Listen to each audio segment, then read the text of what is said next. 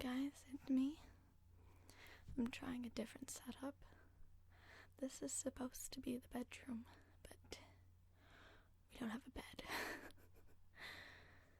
So, this is kind of the spare room. Which the other room is supposed to be the spare room, but that's where the futon is. Anyway, it's a mess. Even though I just cleaned it yesterday, because I'm horrible at keeping things clean. I'm also very sick. I actually had a crown prep done on my tooth, and I almost got really hurt because I couldn't stop having to swallow because, I'm so sick. So it took 2 hours, and they did cut my tongue a little, and kind of bruised it, but oh well. And you know how when, your tongue hurts, but you keep moving it, it makes it worse. Yeah. So, anyway, today I'd thought I'd try and record something. My boyfriend reported to me that my last video apparently had no sound. I'm gonna check that out later while this is rendering. But yeah, I'm going to attempt to accomplish something. It is freezing in my house. I have a sweater on followed by a sweater, and I don't know what I'm gonna do because it's 1,000,000 degrees where I work, but I'll gamble because last time it was actually a little cold because the window for the cashiering booth is right across from the door from the outside. So even though the desk is if the window's here, the desk is all the way over here. Sorry, I'm awful with this whole backwards camera thing. The desk is all the way over here, and the window's all the way over here. The cold air usually doesn't get in, but for some reason it was so cold that it was getting in anyway. So I'm gambling that it's gonna do that again. Although I just really like this sweater, it looks really good on me. It's my boyfriend's. And I can't get him to record more because he's having trouble with the equipment or something. I don't know. Comment on his other video, oh my god, what's it called? Antikythera mechanism? I think that's the one he did. I don't know if I did that one or he did. Anyway, the one he did do, go comment, tell him he has to record. So, this one's probably going to be really long, or I'll cut it up into sections. So, let's see. This is 10 Lost Underwater Cities of the Ancient World, and it was written by Urban Ghosts, or that's the website it's on. Oh. So I'm balancing my computer, which is my camera, and also so I can see the audio recording.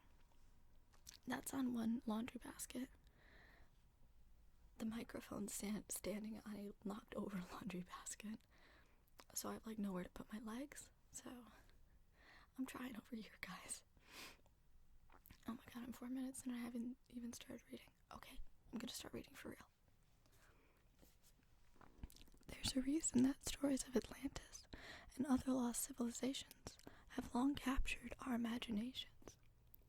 The idea that an entire city could just vanish beneath the waves is a terrifying thought.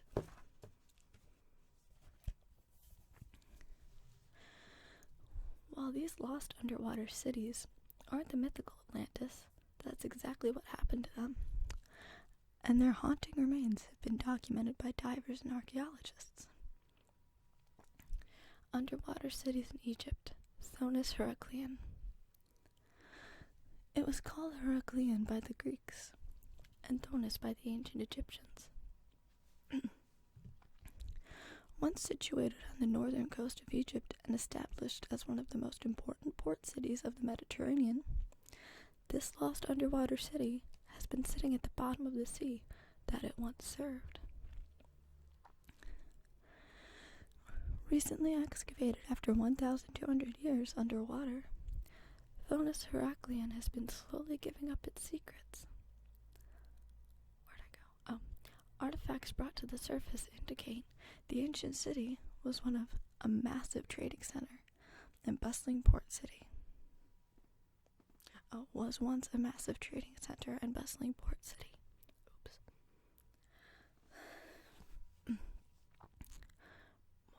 More? Sorry, my voice is cutting out. More than 60 ancient shipwrecks have been found in the immediate area, along with hundreds of anchors, coins from across the sea, tablets inscribed in ancient Greek and Egyptian, and vast sculptures that were thought to have once adorned the city's temples.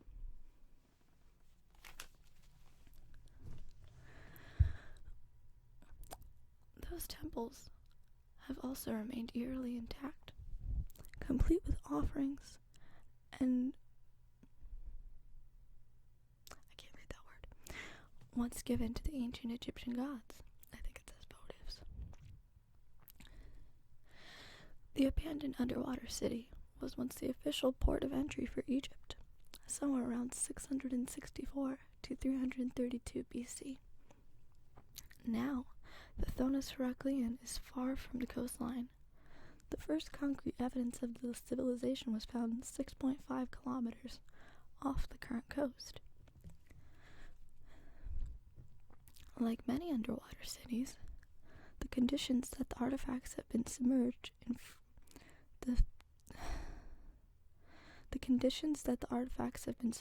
for centuries have preserved them incredibly well.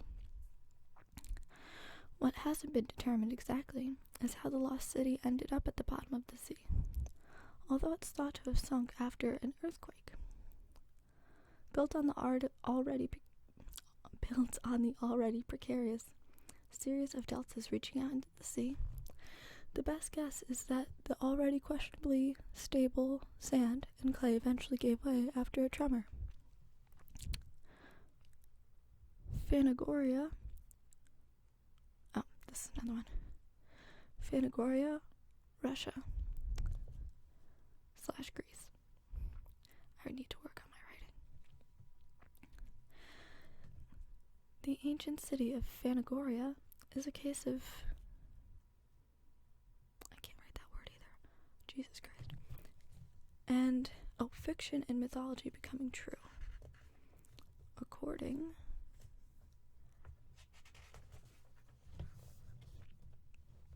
to Roman history, an uprising in 63 BC ended with a huge part of the ancient city being burned, and the wife and children of Mithridates VI, I don't know what Roman numeral that means, being murdered by an angry mob.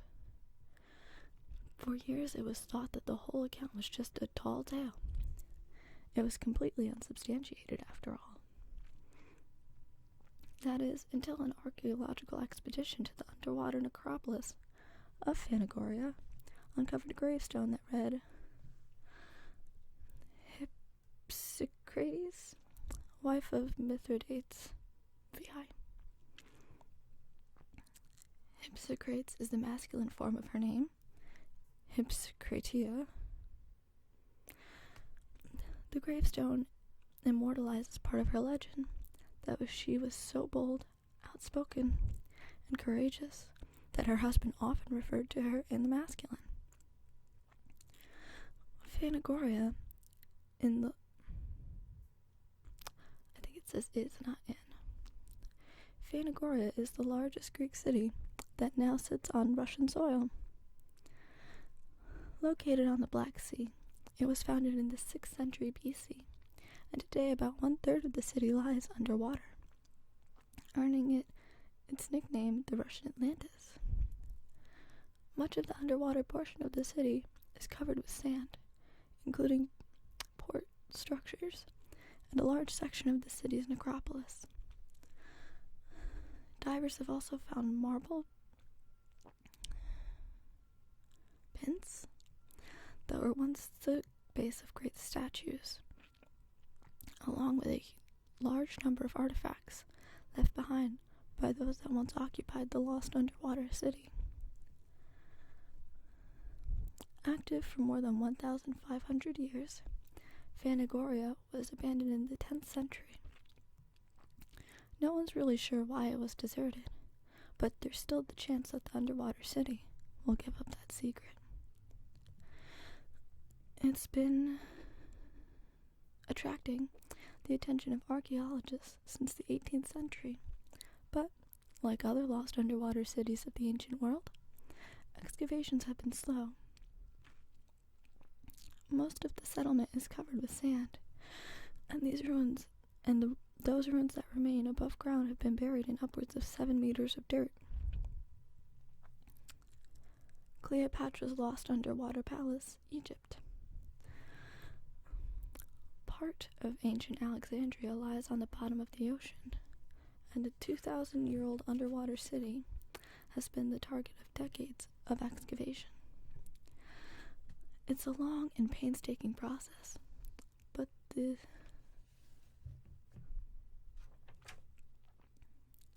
same poor visibility and heavy waters that hinder excavations and archaeologists now have protected this city for generations. From the time it slid into the ocean after an earthquake. That was supposed to be one sentence. Oops. While the site includes the palace, it's also much more than that. The ancient city's royal quarters, including temples, military barracks, and outposts, and lavish private structures, all lay largely untouched over the centuries. And now, archaeologists have found the palace complex that Cleopatra, with Mark Antony, once called her home, the place where she committed suicide rather than submit to the rule of her conquerors. Huge granite statues that once adorned Cleopatra's palace still lie at the bottom of the ocean where they fell. A series of earthquakes shook the area between the 4th and 8th centuries, sending the royal residence to its watery grave. Also found was the Timomium, a private retreat commissioned by Antony and designed as an escape from the pressures of the outside world. But Antony succumbed to those pressures before it was even completed. Silt and sand were removed from the Temple of Isis, from statues of Cleopatra's father and her son, and from smaller, more personal artifacts. Small statues, jewelry, amulets, pottery, and ritual vessels have all been recovered from the site of the lost underwater city.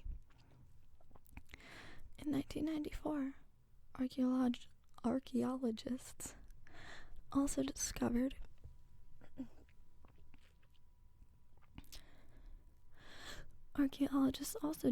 the ruins of the Lighthouse of Alexandria, one of the 7 wonders of the ancient world.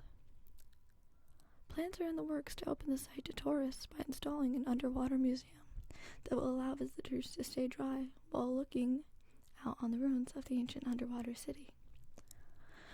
Funding and problems with construction have delayed the project, however. The lost underwater city of Xicheng in China. The ancient Chinese city of Xicheng was founded 1,300 years ago, and much of it was built over the next 300 years. The now underwater city's distinctive architecture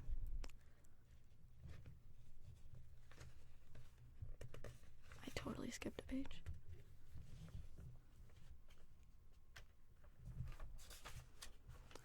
Distinctive architecture includes buildings that date from the Ming and Qing dynasties, beginning with a rule in 1368. The entire city was flooded in 1959, and weirdly, it was flooded on purpose. More than 300,000 residents were relocated, which, for some, meant leaving their ancestral homes. Families had been able to trace their history back through the generations, and it had always involved xoxo. But nothing could stand in the way of the developments, and the ancient city was flooded in favor of the Xian Dam and a massive hydroelectrical power station. Today, the lost underwater city still stands beneath about 40 meters of water, and that means it's incredibly well preserved. Xicheng is not entirely lost, however. In 2001, the Chinese government took another look at the ancient underwater city and found that its centuries-old stone work is still amazingly well preserved. If not for the water, it could almost be a functioning settlement. City walls dating to the 16th century still stand, and so do the city's 5 entrance gates and countless statues. Open to divers, the ancient ruins are in the process of being rediscovered and remapped with a new appreciation for the architecture and history that was almost lost. Olius, Crete, Greece.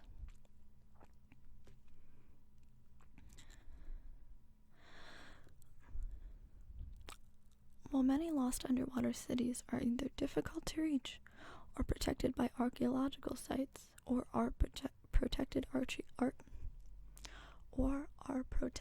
archaeological sites, the remains of the Minoan city Olius are accessible to all. Olius once sat on the northern end of Crete and was a thriving city with somewhere between 30,000 and 40,000 residents. Thought to have been in its heyday sometime before 800 AD, the ancient city was built not on rocky ground like other Cretan cities, but instead was constructed on the soft, unstable sands of the coast. A major earthquake struck the area, and the city quite literally shifted and slid into the surrounding waters. Today, divers and snorkelers can poke around amid the ruins of ancient Olius. The clear water offers the perfect opportunity to explore the underwater ruins, and occasionally artifacts, like coins, are still found. One moment.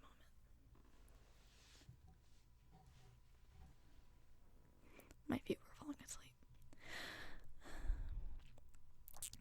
Some of its features, like an ancient city wall, are still above water, showing exactly where the rest of the sunken city is. There are also other remnants of murals, floors, and walls on land. The Malifauна site, Samoa. The Lapita were the original settlers of Micronesia and Polynesia, reaching the islands after leaving Taiwan and Eastern Asia around 2000 BC. By 500 BC, they had created numerous settlements throughout the Pacific Islands. Incredibly skilled fishermen and sailors, the culture is also known for their very distinctive pottery. The discovery of more than 4,000 pottery shards off the coast of the Samoan Island of Upolu, has confirmed that the ancient settlement, now submerged beneath the Pacific waters, was one of the region's Lapita villages. Archaeologists have dated the ancient underwater village to an occupation that happened around 3,000 years ago, during the period of migration and settlement throughout the islands. The site off Upolu is the only confirmed one of the Lapita habitations found in Samoa or American Samoa. It's believed that at the time people were living there, the area was a wide sandy beach. While little beyond pottery shards remain of the sunken settlement, it is thought that at one time it was the site of Lapita's distinctive stilt villages. It's not known how many other lost villages may still exist across the islands, as the water levels have varied widely over the centuries, and what was once coastline could now be the center of the island. Underwater city in the Gulf of Camboy,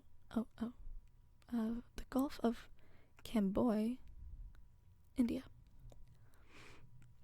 In 2002, the ruins of another ancient underwater city were found in India's Gulf of Camboy. Cambay? I can't read my writing. How much is there in this? Okay, not too much left. 1 second. Let's see if this works. Resting beneath almost 40 meters of water, they were found quite accidentally by an organization conducting a study of water pollution, and they're forcing archaeologists to rethink the generally accepted timeline for our most ancient of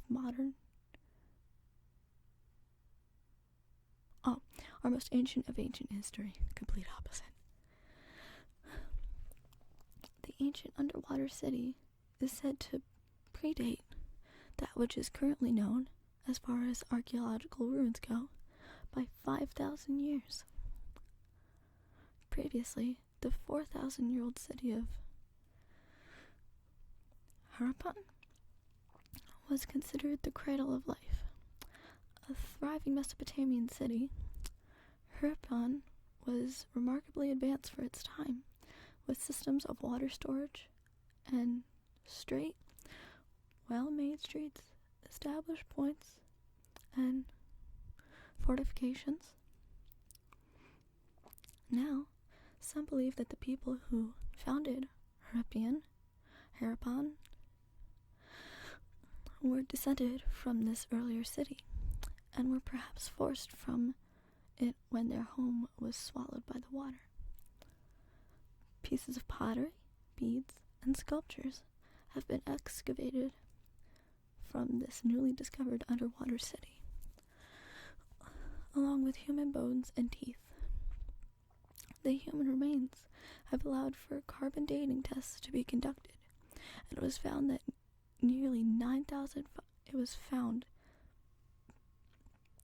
they're nearly 9,500 years old. At the time, the water levels of the ocean were much lower than they are today. The ancient underwater city would have been a coastline one, ultimately swallowed by rising waters after the end of the last ice age. The remains of the settlement lie around on an ocean riverbed. The discovery of such an ancient civilization obviously has a lot of people talking, and can be almost impossible to comprehend. But Oxford University's Radiocarbon Acceleration Unit confirmed that wood and other pieces retrieved from the site are extremely well preserved. What's more, the carbon dating techniques deployed are understood to be highly accurate. Lake Titicaca's pre-Incan ruins, Bolivia, Peru. As the world's highest navigable lake, the beautiful Lake Titicaca has long been shrouded in mystery. Even today, locals believe the lake was sacred for a while. Its depth and the difficulty of diving in made it seem incredibly likely Lake Titicaca's secrets would be kept forever. Recently, teams from Akakor Geographical Exploring made more than 200 dives to document the ruins of an ancient underwater city that were found haunting the bottom of the lake. Not dissuaded by the challenges that deep diving at high altitudes presents, archaeologists uncovered the ruins of an ancient temple complex that predates the Incas. Estimated to be around 1,500 years old, the abandoned underwater city complex includes a temple, roads, walls, and terraces that would have been used for growing crops. For generations, local people had told of an ancient lost underwater city beneath the vast lake, and such reports have become deeply rooted in the folklore of the region. But it wasn't until relatively recently that technology matured to the extent that it allowed divers and archaeologists to search the lake bed. They discovered the temple complex in water about 20 meters deep. The first remnants divers discovered was a road, which they followed to the temple itself.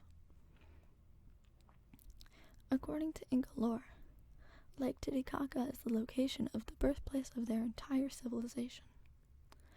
It's long been said to be the site of an ancient underwater city called Huanacu, and is also rumored to be the final hiding place of gold stolen by Spanish conquerors, and then lost, never to be seen again. Numerous artifacts have been recovered from the lost underwater city, including gold fragments, ceramic and stone statues and vessels, animal bones, incense containers, and even the remains of ancient humans. Atlit Yam, Israel. Atlit Yam is a name given to the site of several lost Neolithic settlements found along the coast. I don't know what that says, but it's some coast. The sprawling underwater site includes ancient stone walls, the foundations of homes and other buildings, and ancient roads. It's been estimated that the sunken buildings were constructed between 7,550 and 8,000 years ago, and it's believed that the settlements were submerged suddenly after a tsunami, probably caused by a volcanic eruption, swept across the land. At the center of the lost underwater settlement stand ancient stone circles, which form what are believed to be places of worship that would have included freshwater springs. It's thought that the sites were devotional, perhaps dedicated to the water spirits. Some of the stones are standing upright, as in traditional stone circles, while other slabs seem to have been used as altar stones.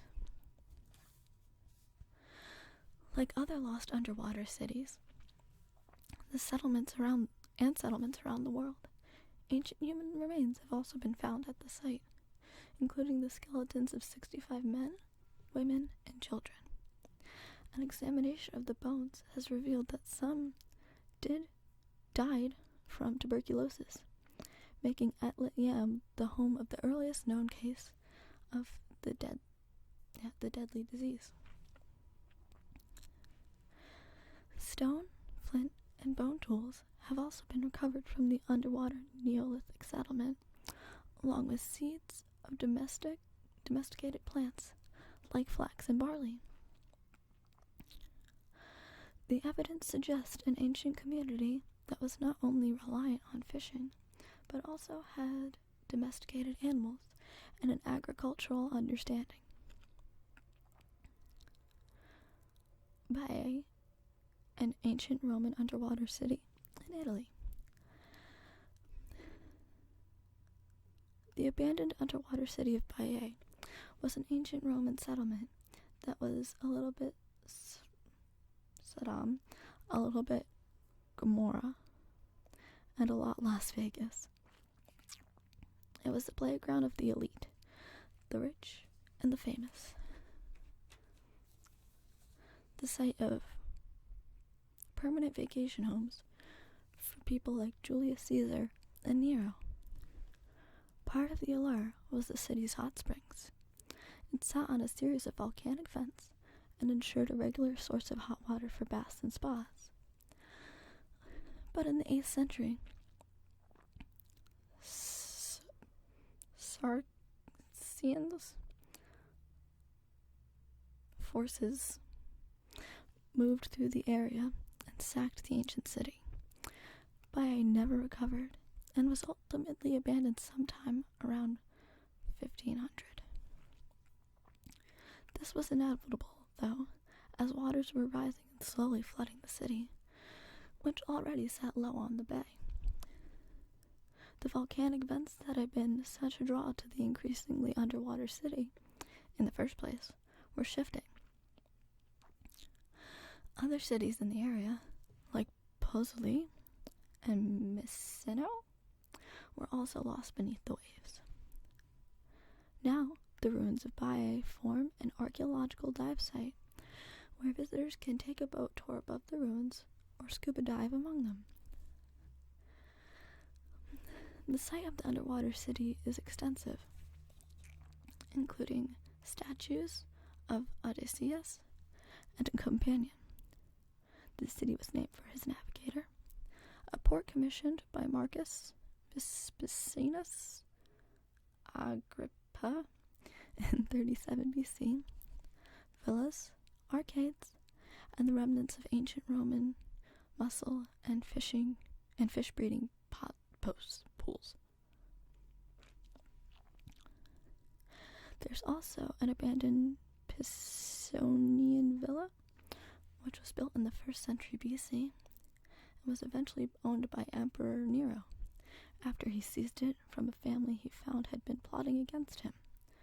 Divers can also explore bath complexes of this incredible underwater city, rediscover the streets of the ancient Roman resort. Well, I tried. I hope you guys enjoyed that. I have plans for a couple things coming up, and I hope I have time today to do them. Peace.